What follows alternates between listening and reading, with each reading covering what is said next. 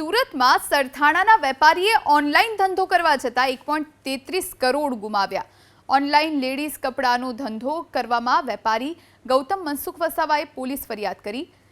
Ring રોડની માર્કેટમાંથી સાડી, ચણિયાચોળી અને ડ્રેસની ખરીદી કરી વેપારી ઓનલાઈન ધંધો કરતા ઘણીવાર ગ્રાહકોને કપડાની ડિલિવરી ન મળતા વેપારીએ ઓનલાઈન કંપનીના પોર્ટલ પર ફરિયાદ કરી અને કંપનીએ 7-10 દિવસમાં લોસ્ટ થયેલ પાર્સલના પૈસા આપીશું તેવું કહ્યું।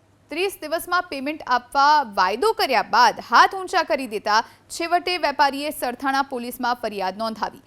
પોલીસે ઓનલાઈન કંપનીના ડિરેક્ટર વિદિત આત્રે અને સંજીવ બર્નવાલ સામે ઠગાઈનો ગુનો નોંધ્યો છે। લોસ્ટ થયેલ પાર્સલના પૈસા આપીશું તેવું કહ્યું। 30 દિવસમાં પેમેન્ટ આપવા વાયદો કર્યા બાદ હાથ ઊંચા કરી દેતા છેવટે વેપારીએ સરથાણા પોલીસમાં ફરિયાદ નોંધાવી। પોલીસે ઓનલાઈન કંપનીના ડિરેક્ટર વિદિત આત્રે અને સંજીવ બર્નવાલ સામે ઠગાઈનો ગુનો નોંધ્યો છે।